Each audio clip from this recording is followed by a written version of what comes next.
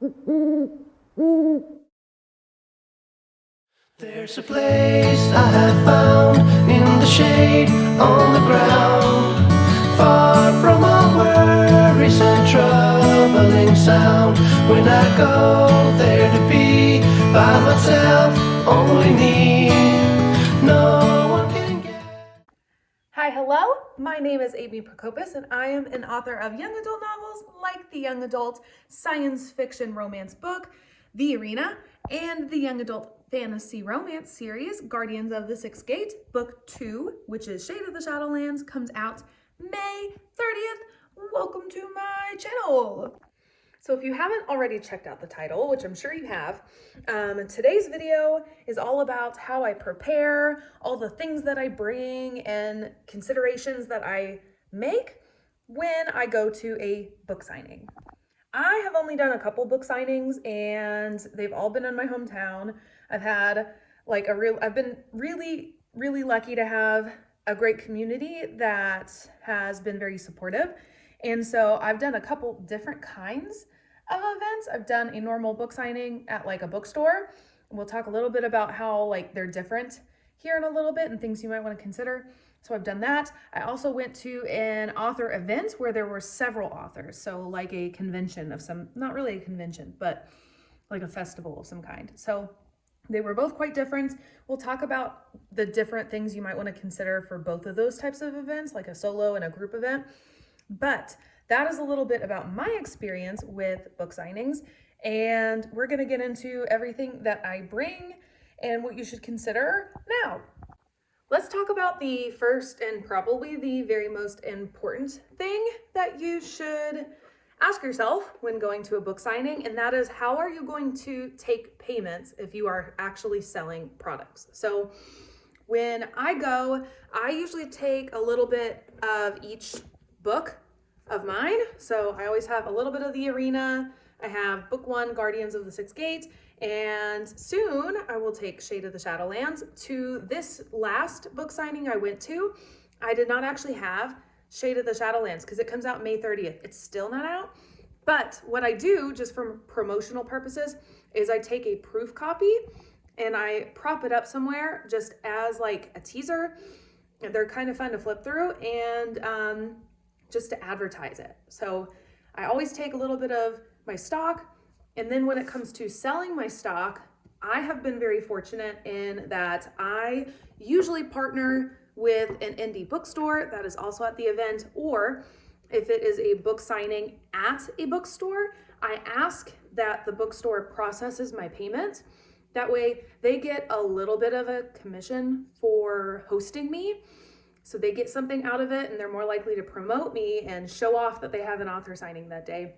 But also I still get quite a bit of a cut from the event. So I always ask if that's possible, because that saves me some of the sales tax reporting and such. But if you want to process your own sales and get more of the royalty from that, you can. Just make sure that you know a couple of things. One, do you need to report sales tax? Make sure that you know the legal side of that, of selling things, inventory like that. And also, are you going to enable only cash payments, or are you also going to take card? Because if you do, you will need some kind of a card reader. Square by Apple, Square makes it really easy. You can get the card readers. They attach right into your cell phone or other electronic device. They make swiping cards super, super easy. There are also the same things available through like PayPal and Stripe, I think. There might be one more that I cannot remember, but make sure that you are prepared to take payment when you sell your books, whether that be cash. So if you have cash and it's cash only, make sure that you have small bills and change in order to give your customers change back. But opening up sales to online and being able to take card makes it a whole lot more accessible to some people, because we are in kind of a digital world nowadays. Oh, I got a package. So I highly recommend you be able to do both cash and card. do that, or even better, supporting your local bookstore and see if wherever you are signing a book, especially if it's at a bookstore, see if they'll process sales for you, because one, it's a whole lot easier for you, and two, you get to support a local business. Another thing that you should always bring to a book signing is a newsletter sign up. Here's mine. It's really basic. That way people can sign up for your newsletter. People are more likely to sign up for that if it's readily available right in front of them. You can take everybody's emails, put them directly into whatever newsletter service you use, and it's there.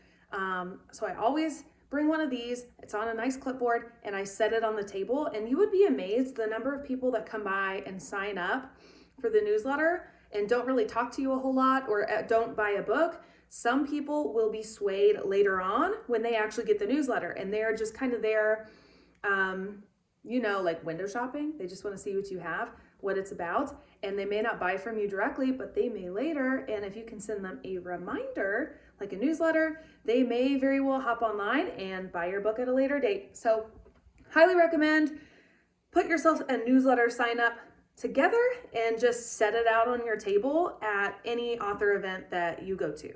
Another thing that I always bring to book events, and sometimes I have on me just to promote myself, I create these little cards. So they're a little like business cards for me. And I've made some more professional ones. I just don't have any printed right now. So hopefully in the future I will. But for the last 2 book events, I've made one of these. So it is a check out my book. I take my Linktree QR code and I put it at the bottom. And I do that because this QR code stays the same, even if I update the Linktree. So when I have a new book come out, or I have some special price promotion going or something, I don't have to go and update this handout because the Linktree is the same every time. So love that. I always do that. Have easy access to all of my stuff online because, again, just like the newsletter, there are going to be people that come to your book signing that aren't going to actually buy your book. They want to look, they want to see what you have, what the book's about, and maybe they just don't want to buy it from you in person because they don't have cash, or they feel a little funny about handing their card to you. That is definitely something that happens with vendors like that. But if you can make it really easy for them to find your book later, using something like this, they may go scan it and they'll buy your book later from Amazon, or maybe even come back to the bookstore to buy it. So I do that. So on this side, I have all of my books. So that way, just in case I can't bring all of my book stock or I run out, you can see all of the books here. And on the Linktree, you can see all of my social media and all those other promotions. So that's why I do Linktree and not just my Amazon storefront, because there are way more things that I can post to Linktree than just that one place. On the back, I actually sign all of these. So my signature's here, my name, what I write, a picture, because I do think that when you put a face to a name, people feel it feels more personal. So I do that, but I keep it really simple. These are about as simple as I get. And not only do I leave them out on the table next to my newsletter sign up, but I also slip these babies into the actual book.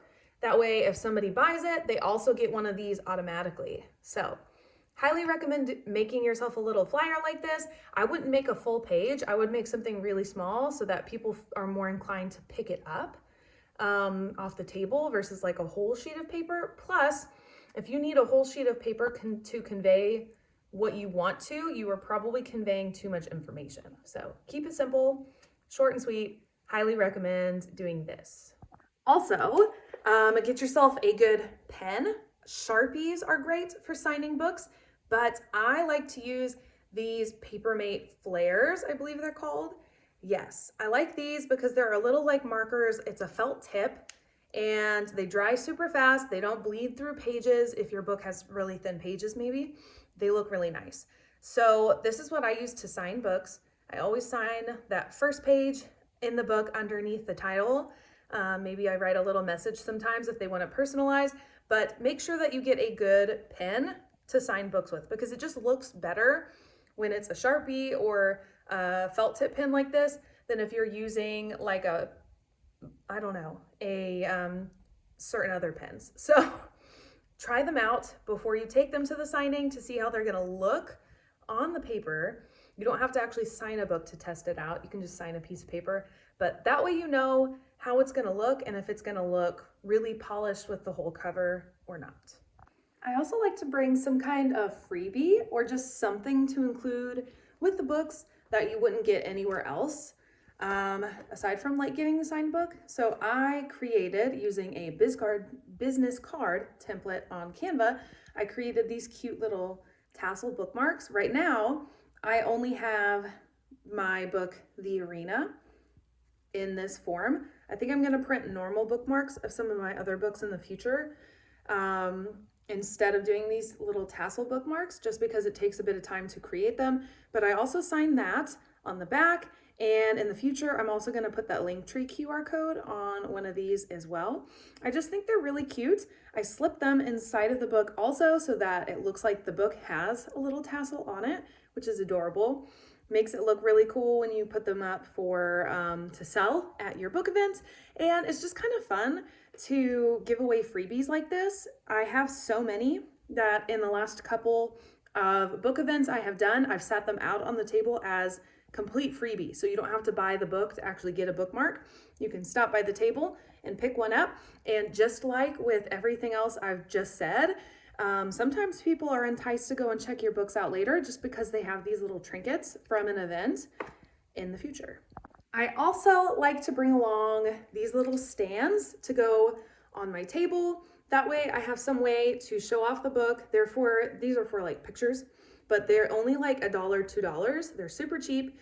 And I set my books up on one of these. That way it looks really nice laying out on the table. I've seen other people do author events where they get cute little like wooden milk crates and they use them as like a mini bookshelf. That's really cute. So you could see the spines and you can put all of your stock on the table. I would also use one of these though, so that you can have the book face out so that people can see your nice cover. That is super fun. It makes your table look really professional. Also, make sure that you have something to put on the table. And if you have to bring the table yourself, make sure you also have a folding table that you can bring with you to set up. Sometimes they are not provided at author events. So make sure you find out if you need a table or not. And always, always bring a tablecloth. The first author event I did, I completely forgot to get a tablecloth. So my table was bare. It still looks fine. It still looks professional with your book set up on top, but it looks extra professional when you have that one little touch of a tablecloth. I recommend getting a plain tablecloth, just a black tablecloth, because anything goes with black. Something I also like to do just to have a little more promotion for everything that I have going on as an author is I bring one of these marquee boards. I can change up the title. This one I have not changed since my last signing. And this is where I propped up my proof copy of Shade of the Shadowlands, which is out May 30th, in case you didn't know. I put this on one of those picture frame holders that I was just showing you. I set that there, and they're wide enough picture frame holders that I can also set the book on top of this little marquee sign, so I can promote whatever I want. So at one book event, I put book prices on it. At this last book event, I used this to promote Shade of the Shadowlands by putting the date it releases. And you can pretty much write on here whatever you want. I also had an idea to do to bring free coffee so that people would maybe approach my table would be more likely to approach my table, and I could put some kind of cute little phrase on the marquee about free coffee to entice some people. It's just a great way to advertise, and it makes your overall look of your table seem a little more professional, and you can do so much with this. So I highly recommend getting one of these. They're really not very expensive. You can get them on Amazon and a lot of times in craft stores or even the dollar store. With that pretty much sums up everything that I do to prepare for a book signing and all of the things that I put into consideration. And again, this is by no means like a tutorial of how you should set up a book signing. There are a lot of things to consider, like your genre even, where you live, who you're marketing to, everything like that, and also what kind of event it is. Like I said before, there is a little bit of a difference between a big author event where there are multiple authors versus your own personal signing where you could do a little bit more.